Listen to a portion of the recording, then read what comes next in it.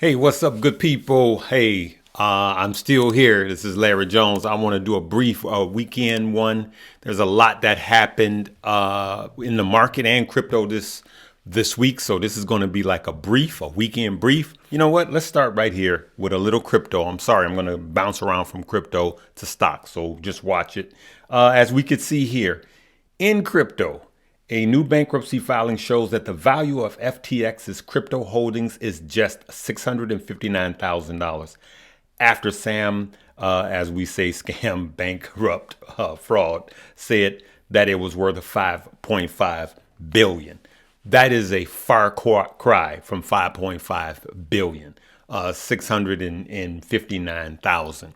There's a lot of money missing, and unfortunately, some of you guys got your money tied up in FTX. I was able to get all of my money out and all of my crypto out.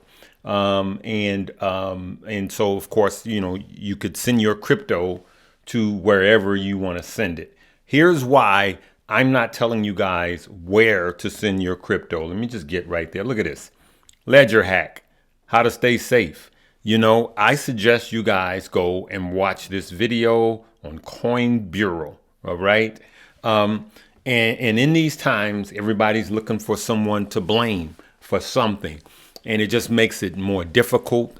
Even the ones that was promoting FTX, I'll be honest with you, and you guys know in your heart of hearts, they didn't know that this was going to happen.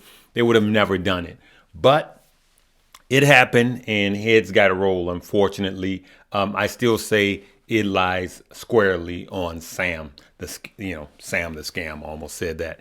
But, I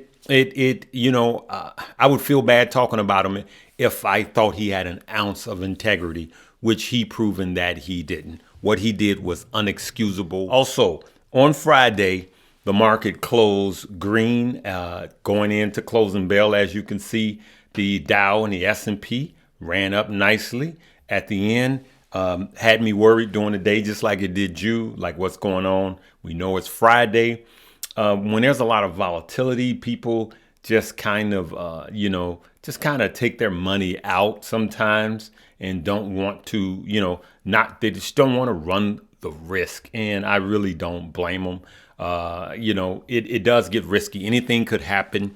The war can escalate over the weekend. And now we know about the missile. Well, we only know what they're telling us, right? And so for those of you that don't know, there was a missile that hit in Poland. And so now the Ukraine president said it wasn't them. Russia said it wasn't them. And there's this lot of back and forth. And it just makes tensions ratchet up, and the market does not like that. We don't have it solidified yet, but it looks like the Democrats will hold the Senate, and it looks like the Republicans will have the House. But there is a Georgia runoff that still has yet to happen because the counts were too close. The market does not like uncertainty. Then we had the announcement that actually kind of took the, air out of the balloon as it pertains to politics, because remember, the market does not like uncertainty. All right. And so we're going to just look forward to what's coming up next week. All right. So a lot of people been asking me about these brokerages. There was one question that was, hey, do you think crypto is safe on Webull and Robinhood? For some reason, those haven't been touched yet, but I'm only going to tell you what I did. As it stands right now, I have no crypto on any platform, and I'm not telling you to do exactly what I'm doing or what I have done. I have zero crypto. As a matter of fact, Webull I only used to swing trade crypto, and I was out of place. I had a little SHIB when it went down to 5089, like I was showing you guys. And then it ran up like 23% and it was looking good. And then when all of this happened, it fell. I cashed out, still had like 200 and something odd dollars. And so I am totally out. So there were some positions I just moved to cash. I just rather, hold that rather than being in crypto right now.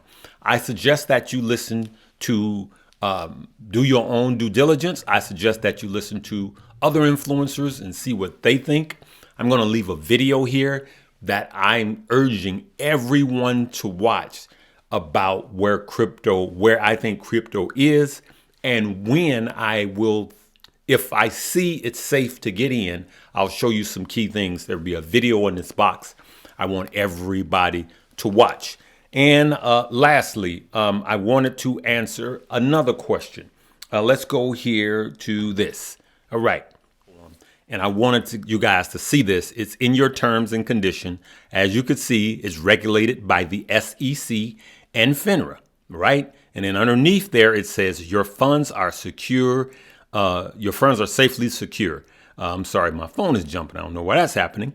All right, Moo Financial Inc., a member of SIPC, right, which protects securities customers of its members up to 500,000 in equities, all right, including 250,000 for claims for cash, all right. So that's why I do have. I used to have 7 brokerages. Now I'm going down because some of those were crypto, right?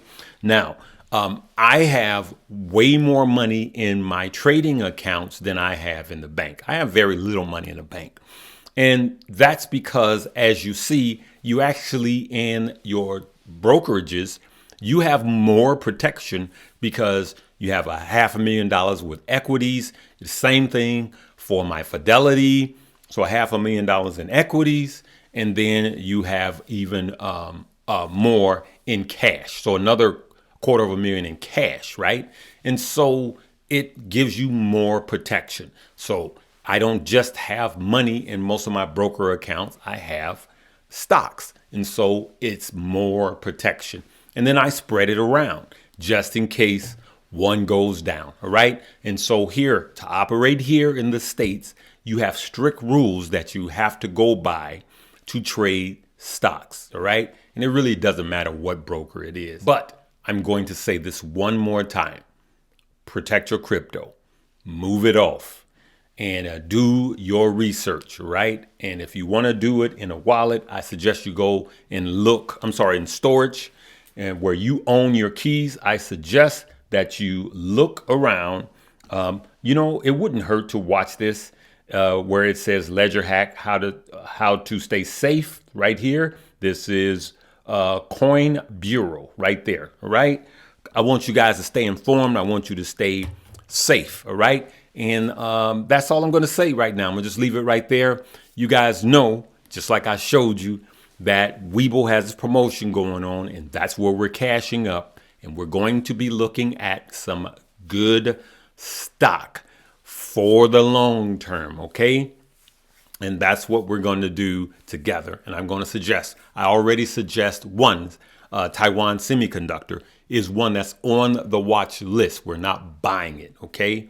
And so we're going to do some value plays over there. What value stocks are stocks that are beat down in price and beat down in value, okay? So we want to make sure that the price to earnings is lower and that they have cash to last through a recession, which I don't think this one is going to be that bad. All right. Hey, if I said one thing to help you, leave me a comment. If you're new to the page, go ahead and hit the like, subscribe, and the notification bell. I apologize for these allergies. All right. We'll see you. Live, love, laugh, and learn. What's up, good people?